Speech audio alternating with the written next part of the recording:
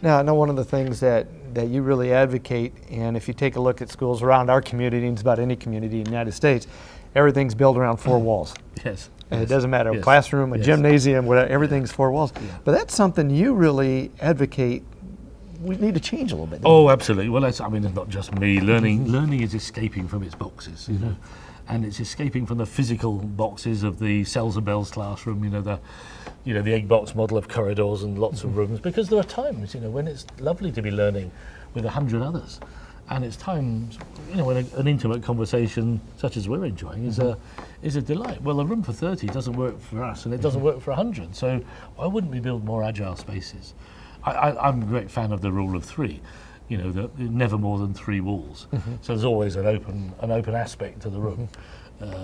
Never less than 3 focuses of attention. So, you come into a room, traditional classrooms, they have, we'll have one screen there, the teacher stands at the front, the children all focus on that, and, it's like, I know people watching this might remember watching television in the 1960s with the curtains drawn, the television was in the corner, and all the chairs in the room face the same way. Yeah, we've moved on from that. We've moved on from that in learning as well. So, and the third rule of 3 is, always enough space that 3 teachers and 3 classes could work together if they want. And that means more agile spaces. So you think, well, gosh, I've only got these blocks of 30 in a corridor. What do I do? The answer is take off the doors, knock out a couple of windowsills. The bit below the windowsill, you can take that out. It's not going to fall down because the window wasn't strong. Suddenly you've got a big space with arches and little bits you can peep around, and you've got a 21st century space. And the real thing too is don't be afraid to let people see what you're doing in the Oh, classroom. no, absolutely. Something kind of strange about being locked in a classroom in private with 30 children for your whole life. And teachers feel, passionate about their profession. They really want to get on with their teaching.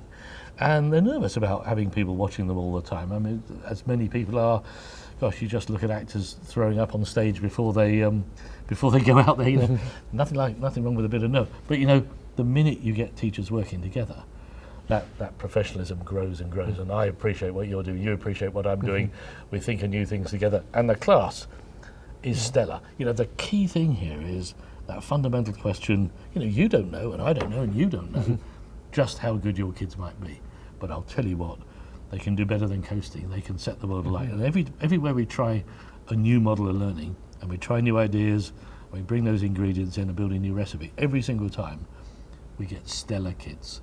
And I'll tell you what, that's what we need, absolutely.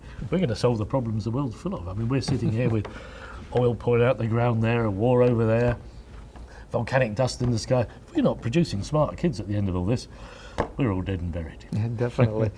How much has technology changed the face of education? It's been a great Trojan horse. It's given us the excuse to think again. When I'm pretty old, I was using computers in the 80s, actually in the 70s, in classrooms. And the question then was, can we make them do anything useful? Sure. And it was pretty hard work, Now, your phone, your computer, your watch, will do anything you want. The tough question now is, what would you like it to do? So technology's opened the door and said to us, what would you like learning to be about? How good would you like it to be? How ambitious are you? What do you think great learning is going to be? And that's a much tougher challenge for us, So technology hasn't just asked a question, it's given us some of the solutions to how we might get there. So it's pushed us and it's pulled us, and I'm really grateful. And like for me, you mentioned about, in your past, the big thing for me back in the 60s was, our challenge was to put a man on the moon. Yeah. And that really brought the whole nation together. Well, right now we're kind of at that again, aren't we? And education can really be the piece that brings that together. The esteem that I've got for our forebears with what they did with medicine. They changed the world with medicine. They left a footprint on the earth with medicine that was stunning. We're going to do the same with learning. We're going to leave a footprint with learning for those billion children out there that can't read and write, for the children who need to better understand how they could look after their own production, how they could create their own economies, how they can, I'm naive enough to think, because I've seen it, that you can inoculate children against poverty with learning. And I've seen that children in the most desperate circumstances, who would otherwise have hated each other, when they learn together, they grow up not wanting to kill each other. So, learning right there is the seeds of our own hope for the future. And it's a pretty cool thing to be involved with right now, because my goodness, the world needs a few solutions. And I was going to say, as you wrapped up your presentation, one of the big things you said is education can really be the catalyst that can change the world. Yeah. I mean, this is the one thing we've got left, isn't it? Really, and the prices are low. You know, there's soldiers out there, brave boys fighting wars, brave girls. For the amount of money it costs to put one soldier in the field in Afghanistan for a year, I can build 20 schools at local prices. And I just feel that if we sent teachers and we sent learning, we'd change the world a lot quicker than if we sent soldiers. And they probably wouldn't have to be quite as brave. Great.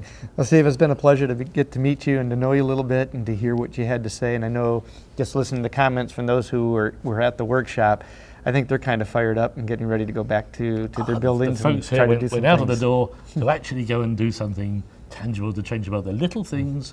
You don't need a lot of money. You just need to be a little bit brave.